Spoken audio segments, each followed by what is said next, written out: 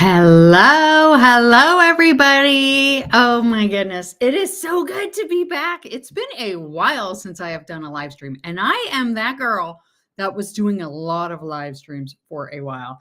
And it's been 3 months. Usually I was doing one every at least once a month. Anyway, we're back. I'm very happy to finally be with you guys again to chat with you. Tell me where you are, what you're drinking, where you're from. Did I say what you are? Where you are. Yeah. And what you're drinking. I actually am just drinking water now. Normally I drink tea, but it is starting to warm up here on Vancouver. I was going to say the West Coast. I don't know what's happening in the rest of the world, but well, I do know there's a heat wave in the East Coast of the US. So I don't know if LA and that is very warm, but tell me what you're drinking, where you're from, all of the things. And today we're going to talk about simplifying life when you are just overwhelmed and when you just need to get your house clean, you need to get your business on track, all of the things. And I have some questions that I asked if people would submit. So let's get to the first one. So the first one, and forgive me, we have a kitten running around and he just pulled down a cable. Get away from there, you. Yeah. So, all right. So I've got Wendy is here. Wendy in Houston drinking lots of water. Yeah. And Sarah Lee says, howdy. Hello.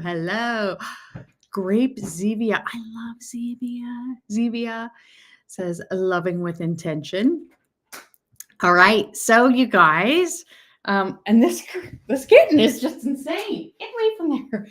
I'm telling you, when I started fostering kittens, I did this course and they said the 10-week kitten is just going to make you insane. And that's what this guy does. He's so sweet though. Here, let me grab him. Come here, you.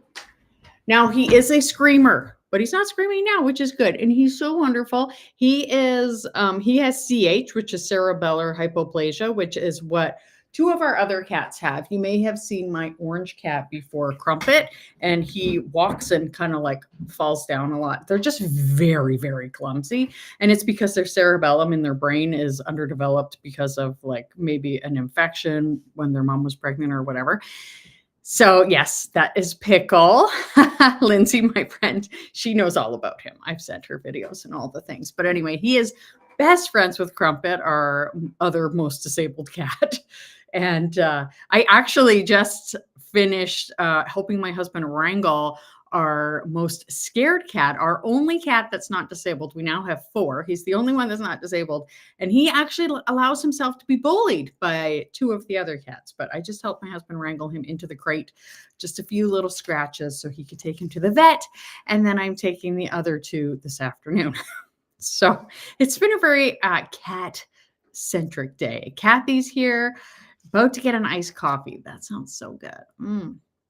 All right, so I want to talk about just how to handle life when you're overwhelmed and just how to tackle the things. And so I asked on my community post on YouTube if anybody had some questions. And so I've got some ranging from decluttering to managing the home to juggling YouTube, which goodness knows I can tell you all about that because I have had YouTube for over 7 years. So question 1, I don't have a business, but I am a stay-at-home mom to 1 and 1 on the way. My biggest struggle is knowing what to prioritize and when to do it. So this is such a common question from so many people.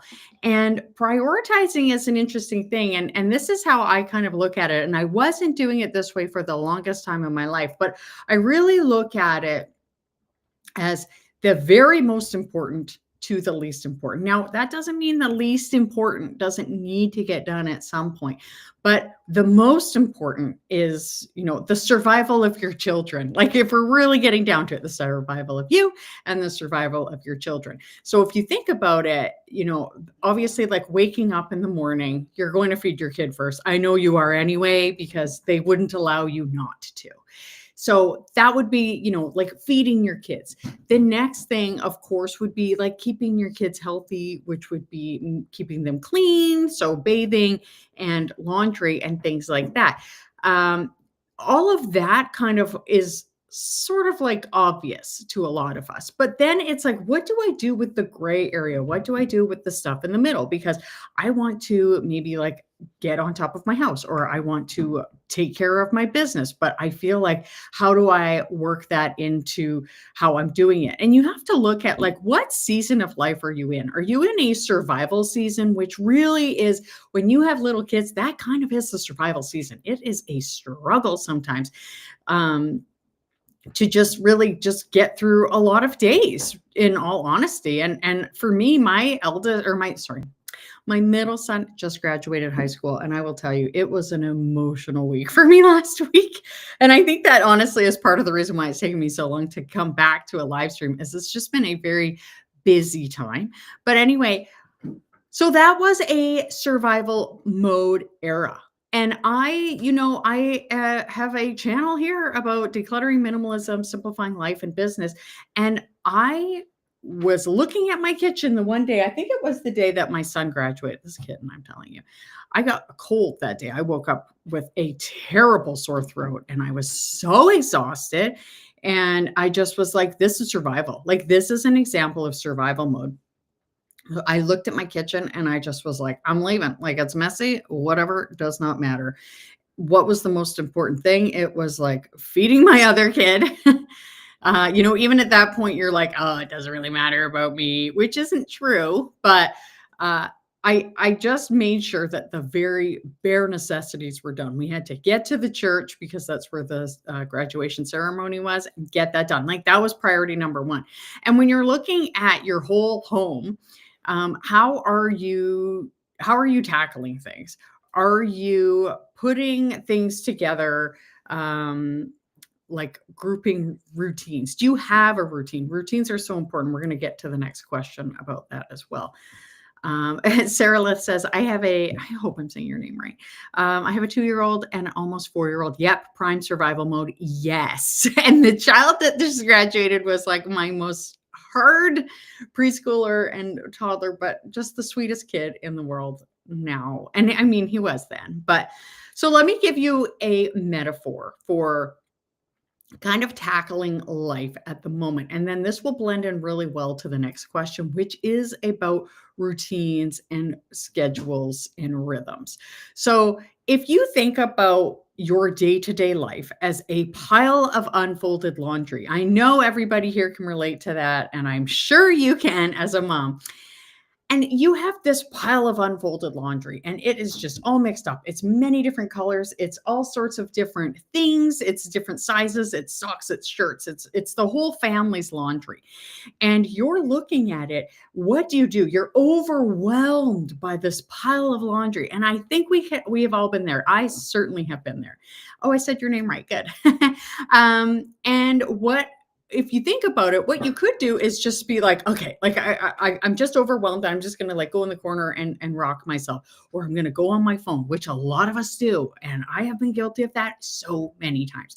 The other thing a lot of people do is they just start doing anything, which isn't a terrible thing. However, it can result in a problem, because maybe you like pick up a sock and you just like put it down, and you don't even have its partner there, and you pick up a shirt for your daughter and you fold it and you just throw it over on the corner, and you pick up another daughter shirt and you put it over there, and you pick up your husband's pants and you fold them and you put them over there, and you pick up another pair of his pants and you fold them and you put them over there.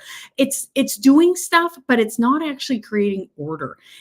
You're not like, you're making some progress, but not really. And you're going to end up making more work for yourself in the end. Versus if you have just a small strategy and you're going at it with just sort of a bit of a plan.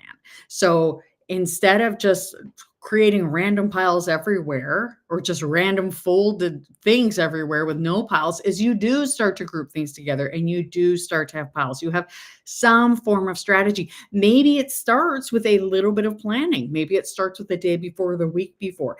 And we never need to beat ourselves up about what mistakes we've made in the past, because life continues to move forward, believe me, because I only have one child left that needs to graduate.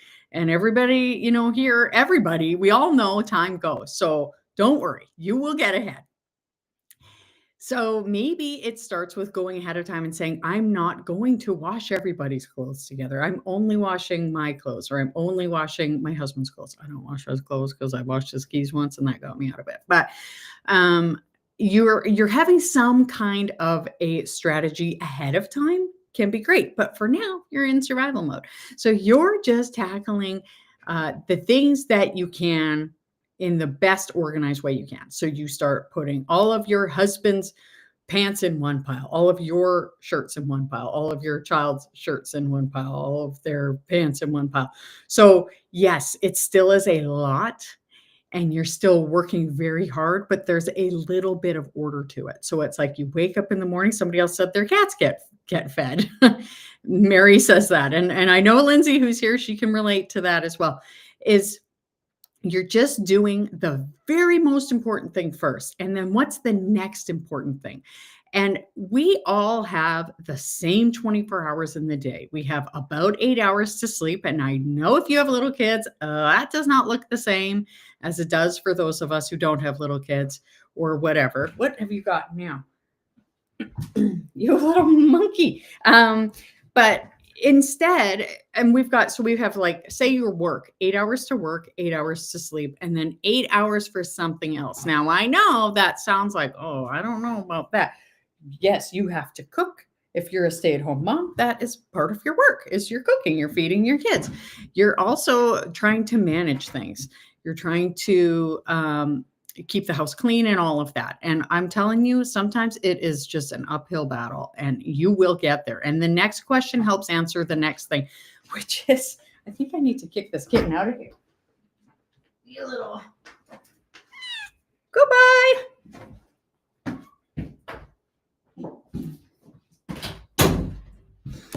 Oh, the peace. Hello, Brenda.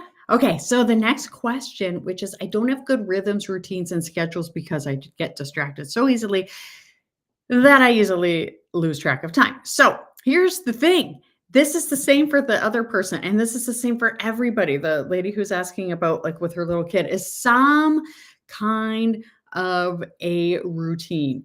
And it is not a moral failing. You're not a failure. This is just a systems issue. It's not a you issue. And it took me forever to realize this, but systems are what is going to save you. That's the hugest part of, to me, like my method, my mighty method is the thrive part, which is the systems part. A little meow of protest. Oh my gosh, this cat, if you pick him up, he's a screamer. He's like a little pig. So we want to focus on rhythms and not rigid routines. So I like to think of it as a bowling alley if you're taking a toddler bowling. You put the bumpers up, those side rails that go up that make it so that the ball cannot go in the gutter. That's what your rhythms are, or your routine. If you don't like the word routine, it just keeps the ball going down the alley. And if you've ever gone with a toddler, you know that sometimes it can take a very long time for that ball to get to the end of the alley, but your routine, your rhythms help it just stay out of the gutter. So we're going to use flexible anchors. So after breakfast or when the baby naps or before dinner are great things to use. Because if you think about it, when I wake up in the morning, I don't know what you do, but when I wake up in the morning, I brush my teeth. That is the first thing I do, the second thing I do, but that is what I do. Right. And then I get Crumpet, my orange cat, bring him downstairs and I feed all the cats. Then I go and wake up my kids, when it's school, because it's not right now. Or actually, I guess I wake up my one cat. Wipe my tears. And then I go and I start making breakfast. That is my routine in the morning without fail. That's what it is. It took a while to develop that because when we're looking at life, nothing is perfect all the time. And a lot of the time we're beating ourselves up because we're not doing it right. We get stuck in perfection. And I believe that perfection is something that the devil invented because he wants us to always be striving to be perfect when perfect is a lie. Perfect can't be done, and perfect distracts us from what we really should be doing. So, if we are going to be starting to make those routines, then we're pairing them with things that happen no matter what. Two things that always happen are you are going to wake up and you are going to go to bed. So you compare things then. When it comes to tidying up your house, at the end of the day, you can do that before bed. And if you forget, which I have another question about that, but if you forget, you can use timers. I use my phone like crazy. I have ADHD, and everybody except for my youngest in my house has ADHD. And what we do is I even just my husband and I we were watching a movie last night, and I said to him, "Didn't you say you just did the septic filter? Like this wonderful man just went and dealt with our septic filter." And I said, "How often do you need to do that?" And he said, about once a year. And I said, "Do you know how I remember things?" Because he has like even worse ADHD than I do. Because I kind of have an organized ADHD. I'm just very bad at like paying attention to things. I said, "I use my calendar and I put an annual reminder." And he said, "Show me how." So I showed him how. And now in a year, he will get a reminder to do the septic filter. So, number one, he does not have to stress about that. He doesn't have to be like, "Oh gosh, like when did I do it last?" Because now he knows, oh, his phone is going to remind him. Just like he also does the furnace filter and the water filter for this is the filter man. And so he set the other ones too, and he was so happy. And so that's a great thing is to remind yourself for things like that. But if we're going just to the daily, if you're in that survival mode, or if you're in a building mode where life is busy and you're growing your business and you're like, okay, like but I need to keep on top of things. Then you use reminders for things, for daily things, weekly things, whatever. And you can set timers for yourself for before bed or using Post-its. Post-its can be really happy. The only time, or really good, the only time you should stop using your Post-it is when you start getting numb to it, when you're immune and you don't notice it anymore. So you can put a Post-it that says, like, you can put it on your bedroom door. Did you pick up the toys or whatever? Obviously it'd be great if you did them with your kid, but I'm going to be honest with you. I didn't for a long time. I was just that mom that did it, which probably could have resulted in more organized kids had I taught them that. But, nobody's perfect. But using just a Post-it or a phone reminder can be so helpful. So Post-its are great for a visual cue, especially if it's like before you're leaving. Like you can put it on doors, you can put it on cupboards or whatever. And the phone reminders are good for things that can be timed a little bit better, because a lot of people say like, well, when my kids get home from school, how do we remind everybody to put away their shoes? Well, you need to remember first. And that has always been my problem. Our family has been horrible for routines forever because we just, I was not the one, and I'm not like, people will be like, well, what about your husband? Well, he was working. Like I was the parent that was home more. That's how we wanted it. And that's how it was. So it is just so helpful to just have things anchored to other things. And also you can track what your distractions are. And you can also be adding things one by one, not deciding, okay, this is the schedule. I'm going to get stuck in perfection, or I'm going to like figure out all of these things, or I'm going to, okay, we're going to do this and this and this and this and this. No, just start with the one thing. Maybe you probably already have somewhat of a morning routine. What can you anchor to lunch? What can you anchor to other times of the day? We all have like 8 hours, well, 16 hours ish when we're not sleeping. But if you have little kids, you're spending like most of that hauling them around and dealing with all sorts of things. So don't beat yourself up when you're in survival mode. You're in survival mode. And then let me look. I wanted to also tackle about the alarms and anchors that get ignored a lot, because Here's another question. I'm currently trying to use alarms as anchors for my day, but I often ignore them because I didn't plan well or life got in the way. So when we're ignoring things or when things fall through the crack, there's a reason for that. So you might say, okay, I mute my phone because I'm doing something else. Maybe it's because, hi, Kathy, because you are making dinner. And so that's a bad time to be doing something else. Maybe you were like, "Oh, I'm going to do a load of laundry," but during dinner, that's not a good time. So when we're realizing that over and over and over again, we're muting something, why is that? And can we rectify that? So two things can change. We can either adjust the thing that we're already doing during that time. Like maybe you're scrolling your phone and you're muting things and you just need to say like, "No, I'm going to say to myself, I can come back to this. Goodness knows we're going to remember to go back to our phone." The other thing is you can say, okay, I need to adjust the habit I'm trying to create. It's not working during this time. I need to figure something else out.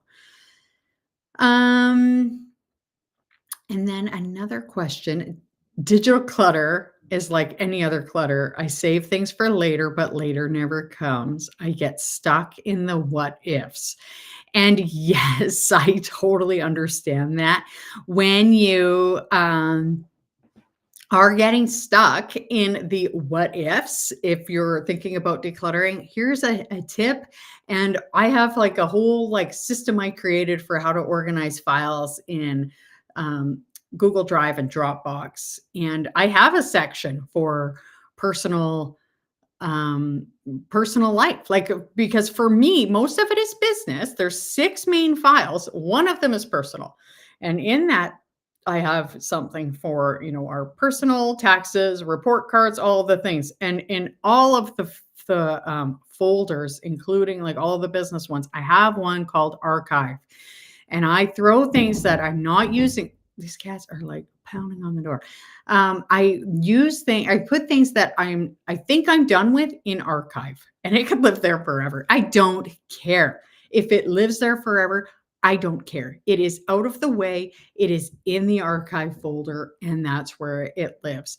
So if and that's the good thing about digital. And if all of a sudden one day you're like, oh my gosh, like I have to move up to the next tier of paying for Apple's cloud or Google's cloud or whatever, go ahead and look through your archive. You can probably delete the whole folder if you haven't gone in there looking for anything in the past. And that's handy.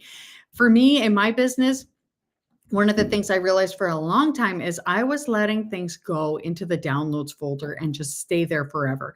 And now I have my weekly reset routine on Friday.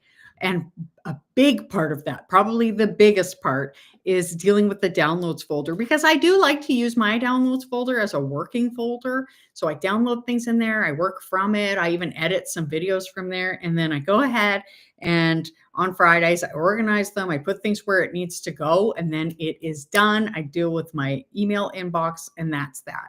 So I think that is the nice thing about the uh, digital stuff is it does live somewhere, but it's not quite the same as like physical stuff where it's like actually in the way of your life.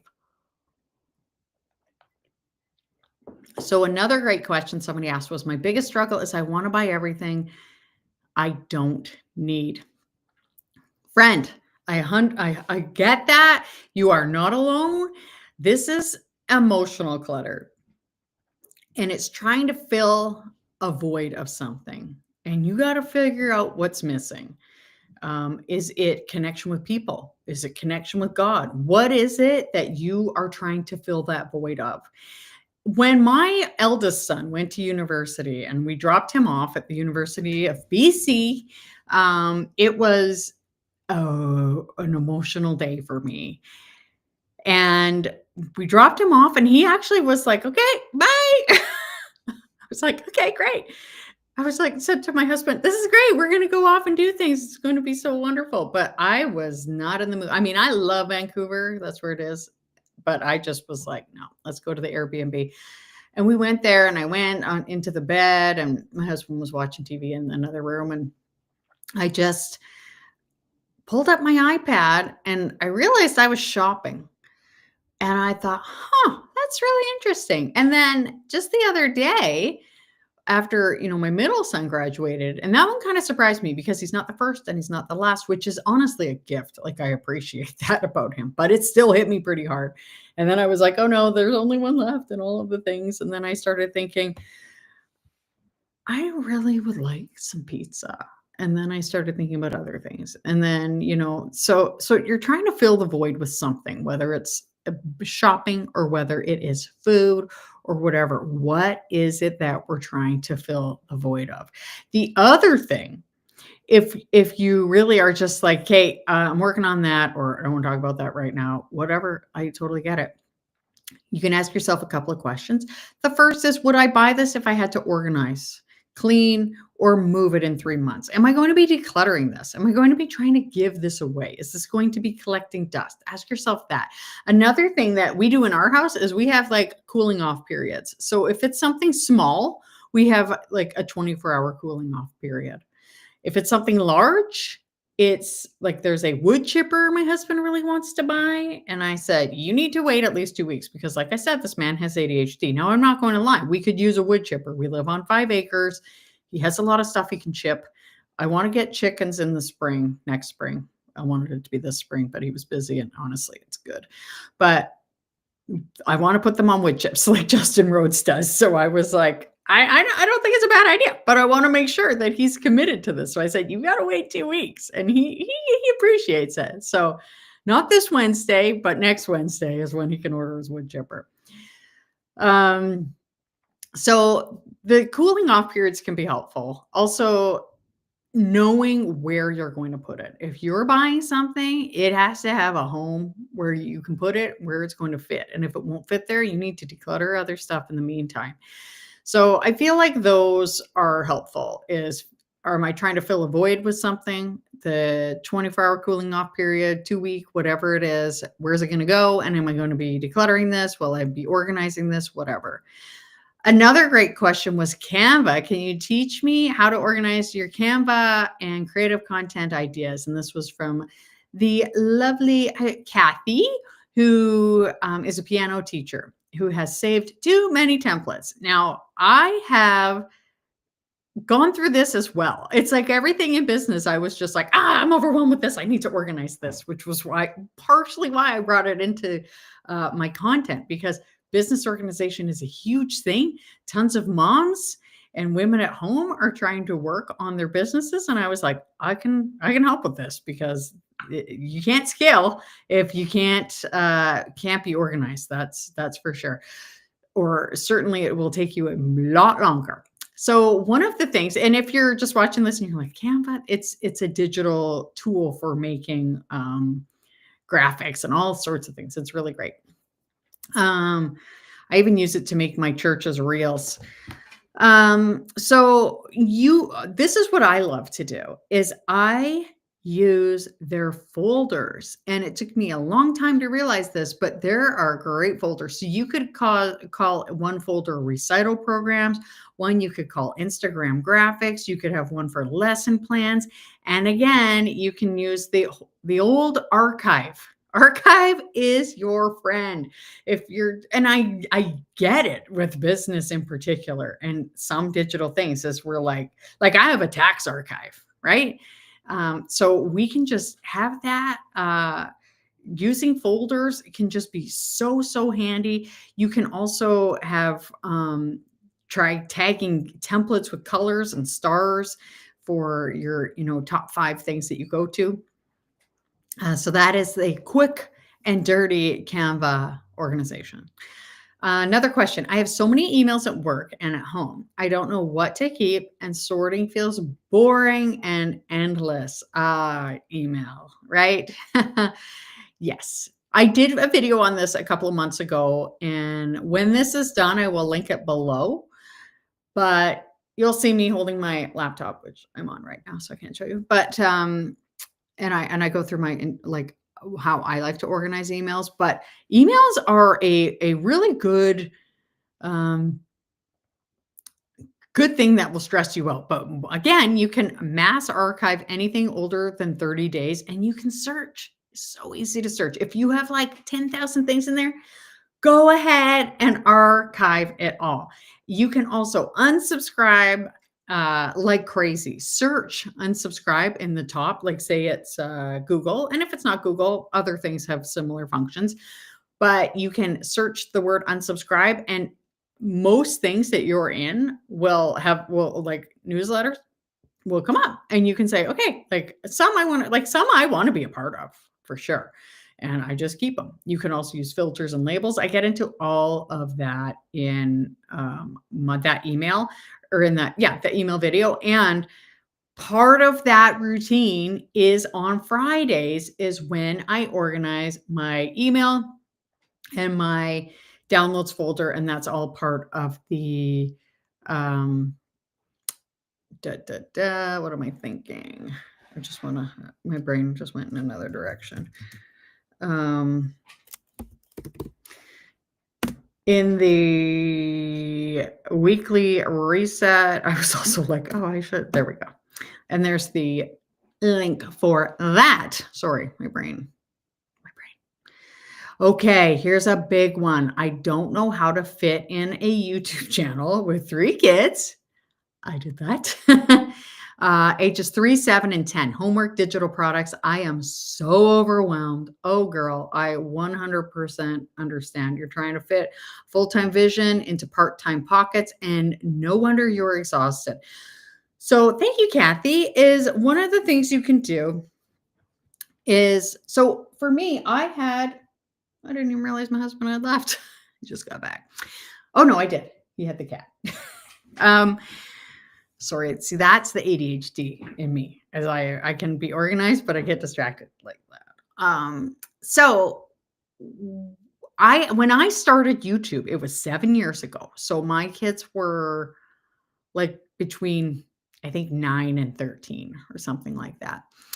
And that was a bit of an easier age than some people.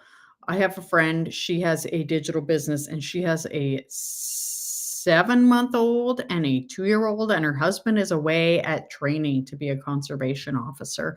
So she is in the thick of it. And when I look back at when I was in nursing school, I started nursing school when my kids were 1, 3, and 5. So that is an era where things were like crazy. And I, had to sleep, and I was out of the house for around 8 hours. And the other 8 hours was not all my time. I had, there was laundry, there was meals, there was paying attention to my kids, enjoying them.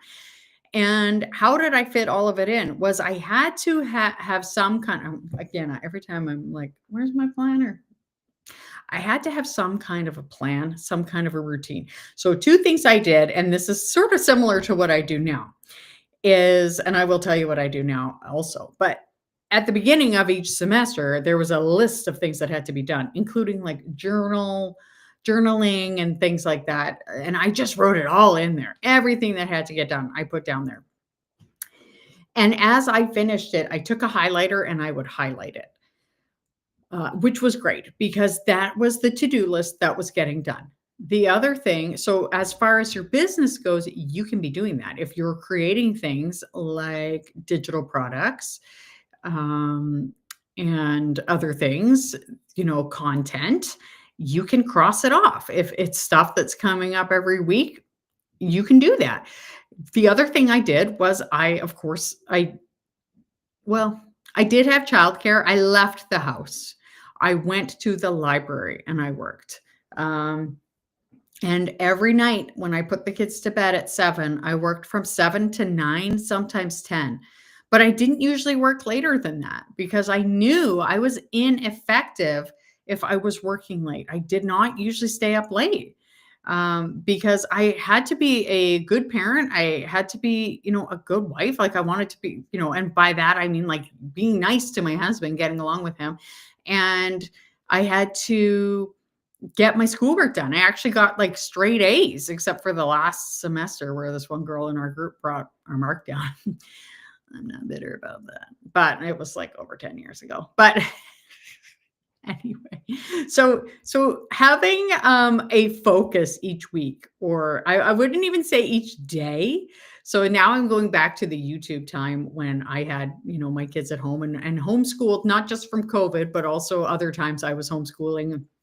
How I fit it in is I prioritize. We talked about prioritizing before. What is the most important thing that has to get done, right? It has to be, maybe you're like, I have to get out this piece of content, or I have to, maybe you're making a digital course and you're like, I need to make the plan for that. So make a list, and you don't have to have it at the forefront if that stresses you out. Just have it somewhere where you can reference it, and then you can feel good about crossing things off or checking things off. That was what worked for me. And even now I still do that, where I will put down like how I structure things now. So since then I have left nursing, and this is my full-time job. Is I am a coach and a, YouTube creator.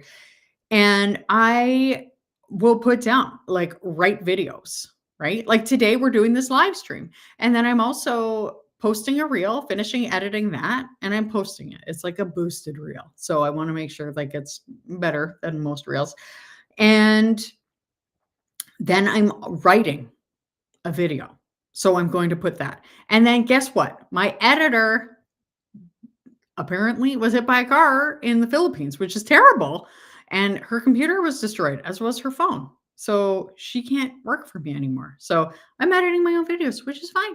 And I do enjoy that. So tomorrow I have editing written down.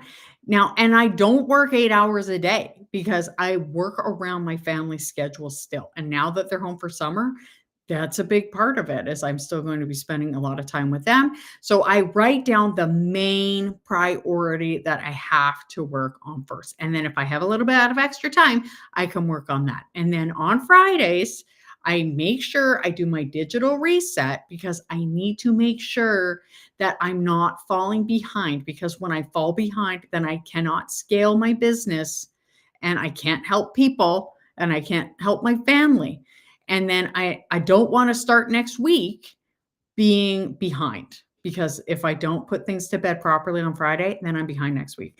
And what I used to do when I had, when I was doing my nursing job and I had 3 younger kids, I did not take a day off for probably, I say 3 years, but it's only been about 3 years that I've actually been taking days off. So it was probably more like 4, where if I wasn't working on my nursing job, I was doing YouTube or whatever. I did not have days off. So that was a real bummer. But then finally I realized I needed days off. I needed to take a Sabbath day, but also so much happens when we rest. Our brain needs rest.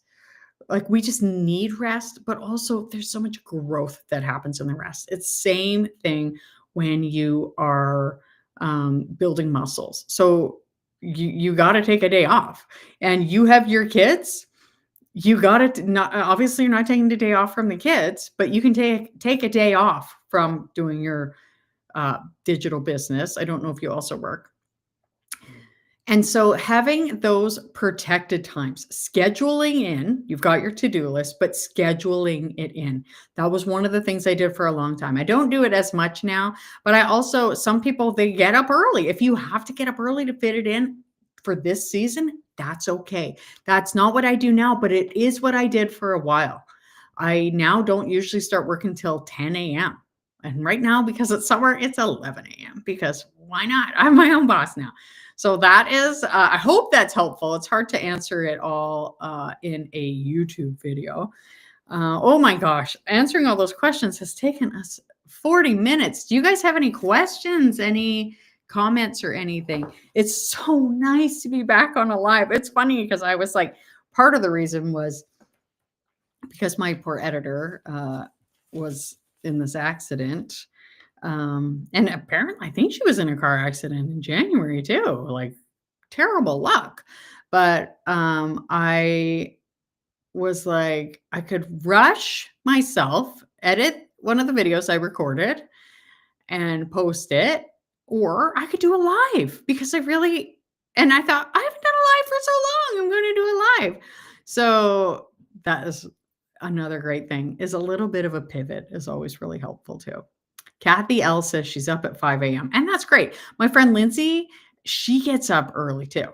She gets, and part of it is because her cat Barbara wakes her up at like 4:30 sometimes. I mean, it doesn't help that it's like Canada summer, so it is like very early, gets light out. Oh my goodness, the solstice, you guys. I love when it's light out. I was so sick for that grad. And then the day after, I was just, oh, it was terrible. So, hi, Elisa. So I didn't get to enjoy the solstice the way I wanted to. I wanted to like get up really early and then stay up really late. But it is light out way after 10. Like I went out last night. My husband was weed eating, and this happened last year. Is a rock hit my greenhouse and broke a window, which happened last year. So I need to go and get another piece of glass. But and so last night after we watched our movie, which was Nothing to Lose by Martin Short with Martin Short and Tim Robbins. Such a good movie. It's so funny. It's from like 1997. But I went out and just like put a piece of cardboard. My husband had cleaned up all the glass, and he said, oh, no deer will get in because deer are my problem here. But I was like, but I think raccoons will. Lindsay, she's seen a ton of raccoons lately. She doesn't live like right here, but I think she did see one in Nanaimo when she was visiting. But I saw one, and so I said, I don't want the raccoons getting my peppers. So I went out and I put some cardboard up against like the broken part. But I think I'm going to go get some glass today, or at least go order it. Actually, I could probably phone them. Yeah. So, and it was light out. All that to just say it was light out, nice and early and nice and late. And I love it. And I don't like how it starts getting dark now. However, I do appreciate that